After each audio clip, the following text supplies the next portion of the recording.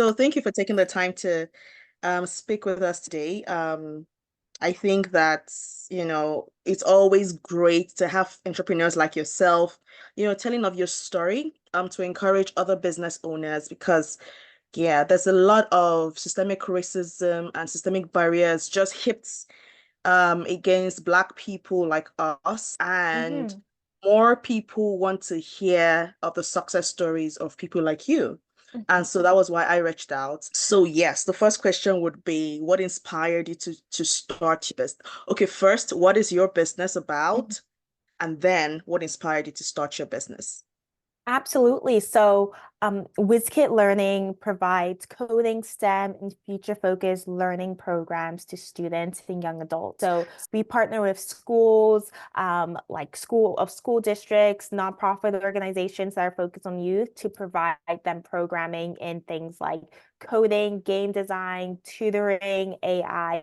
The list goes on and on. And our ultimate goal is to make sure that students are adequately prepared for the workforce that they're going to enter into. I recently saw a statistic that said 65% of elementary school students or incoming elementary school students will work in jobs that don't exist yet. The amount of millions of jobs that are being replaced by AI is going up every single month, it seems like. And it's true that it's really hard for traditional education to be able to keep up with the actual skills the students will need when they enter into the workforce. So what Wiz Kid Learning does is we partner with schools, K through 12, so that's all the way from kindergarten to high school, as well as nonprofit organizations like Boys and Girls Clubs, especially organizations that are focused on helping racialized and underserved communities to provide these coding, STEM, and future-focused learning programs to their students.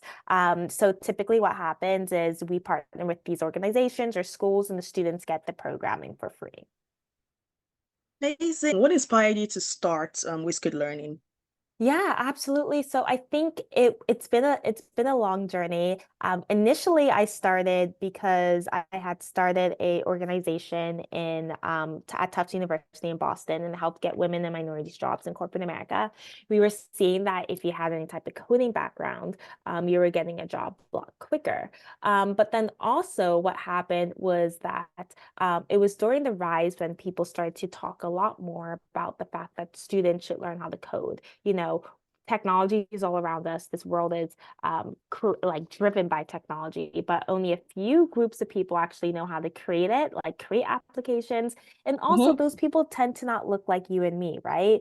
So if Mhm. there's not enough Black people creating tech and not enough women creating tech, we're not going to get the technology that's actually designed for our communities, right? And that's a whole nother systemic barrier that then we have to face. So ultimately, we really wanted to diversify the STEM space, decrease inequalities among education, and that's one of the core reasons why we started Wiz Kid Learning. Okay, so what has that been so far? What has the reception been to Wiz Kid Learning? How many children, for example, have gone through your programs? Mhm. Are you able to share how many boys, how many girls? Yeah. Yeah, absolutely. So, we've taught over 9,000 students now from 30 different countries. We predominantly work with school boards. So, we've worked with the Toronto District School Board before. We worked with many schools across Toronto. We've partnered with over 20 North American cities, a lot of them in the US as well, too. And we've done some really, really incredible things. Like we were Google for Startups founder. We are a Carde Women's Initiative Impact Awards fellow as well too. So we've done some great things. When it comes to like gender equity or split, I would say most of our students, when they actually get into the high school age group, have surprisingly been female, but it's been quite 50-50 split. And I think over if I don't want to say the statistic wrong, but I think over 70% of our students actually come from are identify as people of color. So we've really had a big focus on making sure that we are serving those underserved communities. Oh, that's amazing. I hear you say that you serve, children across the country, but where is your business primarily located? Yeah, and like that's such a hard question just because, we serve throughout the US, throughout Canada. I'm in Toronto. So like that's that. But we don't really have like a primary like focus when it comes to what we do because our platform is virtual. We teach kids in the Caribbean, we teach kids in Australia, we teach kids in the US. So we really want to do like down those barriers of when it comes to education to make sure a kid anywhere, as long as they have access to a computer, will be able to take our courses. I will say WizKid from its initial start, like grew kind of in Toronto, right? So one of the first schools that we worked with it was Adelphia Christian Academy, and they're located in North York in Toronto. And we still work with them till this day, right? And it was really cool. Recently, we did a promotion for one of the awards that we won, and we had all the students come and be in that, and it was great to see them grow. So we grew out of Toronto, but I would say now we really try to impact kids all over the world. That's really amazing. Thank you for sharing that. Mhm. So my next question would be, there's a notion that Black people generally, and then you're a Black person and you're a woman. So I think the stakes are stacked a little bit higher for us. Um, there's a notion that we need to perform twice as well as anyone else to succeed. Did you find that as a Black-led business? Were some things harder for you as a, female-led, Black-led business? And what were these things? Are you able to share examples and how were you able to surmount these hurdles? Absolutely. So yeah, I'm obviously a woman and Black, and I'm also quite young. I'm 28 as well too. So I think Wow. those are definitely many barriers. I like to think I'm quite blessed as a person in general, but those are quite a few barriers to overcome, right? The notion of the fact that we have to try twice as hard. Because I want to speak to that because sometimes I think, telling children that it could put them in like the defeatist mode. Like, well, if I have to try twice as hard, how am I ever going to win, right? But then as an adult, being in this entrepreneurial space, having like raised venture capital, all of that, it is true in some aspects, right? It's not false. It is true. But what I would say has really, really helped me is that I've always, and I continue to try to remind myself of this, just run your own race. It's not a competition. It's not like, even when it comes to awards or anything like that, like, you, of course, go out for everything, try to do everything, but really you are just in your own race. And especially when you have a business like ours that has an impact focus, I measure a lot based on, okay, who am I impacting? Have I changed the course of children's lives, which we have, like all of those things. And I think that gets you away from feeling like you do have to try twice as hard. I would say one of the things that we tried from the beginning when it came to WizKid is we wanted to have our product speak for itself, And so we've done things like we've become an accredited institution, so we can actually offer high school credits. We've built our own platform from the ground up. So we teach live classes, but we don't use something like Zoom. We built our own video system in there. We have over 100 courses. We've done things, we've won, we've gone out for awards and we've won them. And so we do things like that. So we consistently have stamps of credibility. So it makes it easier when we go out and we're faced with those discriminations, because I hate to ever say that those discriminations aren't true, because they are there, and we do have to try twice as hard. These are facts. But I think when you run your own race and just try to make sure that you're continually getting those credible stamp of approvals where you can, then it makes it easy for entrepreneurs that look like us.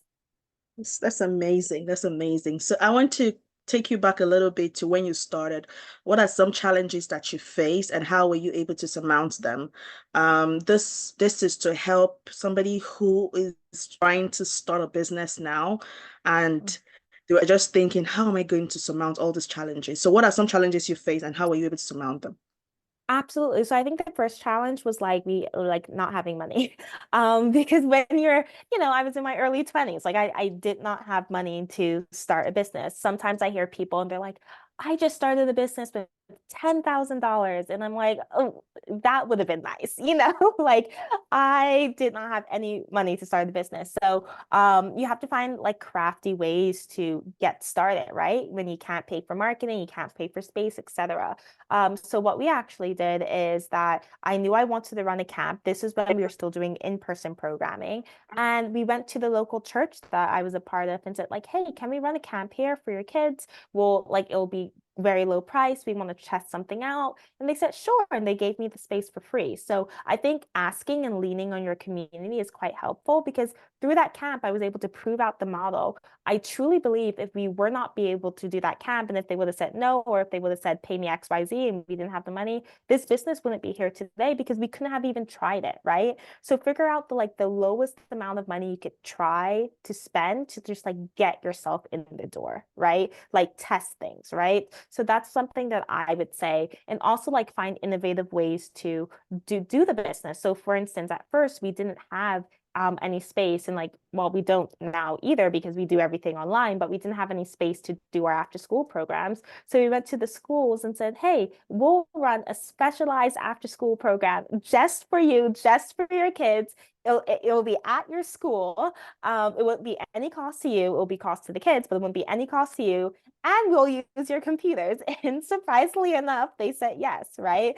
So that was like a win for us back then because we didn't have to buy any computers. We didn't have to rent space. And we were ultimately really delivering a really great value to our customers that was far beyond what they were paying. So figuring out low cost ways to get yourself in the market and then also like over delivering, which is what we did a lot in the beginning until we were able to raise funds and stuff like that to get us where we want to be today. Okay, thank you. Thank you for sharing that. So now talking about Face, how did you hear about Face? When did you first hear about Face? And after hearing about Face, what was your experience when you came to Face to get some funding for your business? So I want to say we found out about them 2021 or 2022. Unfortunately, the years kind of do blend together now, but somewhere around that point, I was super excited that Canada was doing this, right? We have such a diverse population here. Almost every like person of color immigrant that I know is either entrepreneur themselves or have entrepreneurs in their family, right? But we are incredibly underfunded. Like I don't even tell you the stats. We just very much are. So the fact that they were creating like accessible ways for us to get loans really, really excited me. And I felt like it was a process that we could go through and be successful and get a loan. And so the process was very clear. I think if I think back to it, it was like this portal that you have to fill in things online, etc. And it was really a great step-by-step process. And I think one of the things I love the most about it is that it wasn't like we were talking to like a bot or we only had emails. Like face, you could call them, like you could talk to them all the time if you need to, so for help. So that I think is the biggest thing because sometimes I think one of the biggest barriers to accessing additional capital is not always so much that the capital isn't there, is that the like the loop, like the steps you have to go through are so Process, yeah. convoluted and confusing that you're like, well, what's the point? I don't know what any of this means.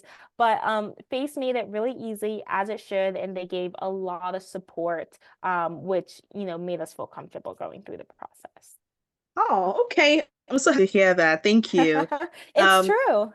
yes, yes, thank you. Thank you for sharing that. I so we would typically like to know how that funding you got from Face helped you. So, for example, were you able to employ so and so number of employees? Were you able to get some more equipment? How did that funding help you? So for the most part, it helped us with content development, curriculum development, and then also just being able to be more expansive when it comes to the courses that we're offering. We are an education platform, and we're really focused on being able to provide adequate and like overly adequate, like quality curriculum and et cetera to our class, to our students. So that really helped with being able to test that, make sure that efficacy is there when it comes to our curriculum. And then also help us beef out our team and like hire the necessary people, whether that was instructors or curriculum associates, to be able to just deliver a better product to our customers. Okay, thank you. And congratulations. I think that I had heard about Wiz Kid Learning. Obviously, I met you at that um, work event last year, and then Mhm. I went back to read more about it. And that is amazing work that you're doing. Over Thank 9,000 you. who are already beneficiaries of your small idea that's become now this Mhm. big thing. That is really amazing. That is really amazing. Thank you. Yeah. I think I have one final question. Mhm. If you were to give any word of advice to anybody starting out their business, whether in the tech industry like you, or I mean, yours is like EdTech, or other people who are selling physical products or Yeah. services, whatever it is, what would be your, especially people of color Yeah. starting their business, what would be a word of advice that you would give them? I think one of the biggest things that I would say is the fact that, we hear the statistic, and I actually don't know what exactly it is, but certain amount of businesses fail after the first year, after the second year, etc. And I think business is hard, entrepreneurship is hard, but I think the businesses that do good are the ones that are just able to stick at it long enough and are able to continue to innovate and try new things. I think the longer you go throughout business, it's easy to be like, this didn't work and this didn't work and this didn't work and like get knocked down. But just if you do keep trying and keep learning from your mistakes, you will eventually hit the point where you're like, okay, this is working, and figure out the things that are working. But it's really not something in which you're like, okay, I spent 3 months trying, it doesn't work. Or I've spent a year trying, it doesn't work. Most businesses take way longer than a year, way longer than 2, 3, or even 4 years to actually find their stride, right? Like that's very common. So, of course, money is everything. You have to figure out how to support yourself through this and everything. But if you continue to just try and like learn from your mistakes and innovate, and listen to your gut, I think that that's a foolproof way to be able to be successful. Okay, what's next for Wiz Kid Learning? What's next? Well, our ultimate goal, we want to impact as many children as possible. Now, with the rise of AI, like it's even more critical that students, K through 12, as well as young adults, are able to get these adequate STEM and technical skills, right? We always talk about the tech impact gap that was Kit, which is like who is able to make an impact through technology.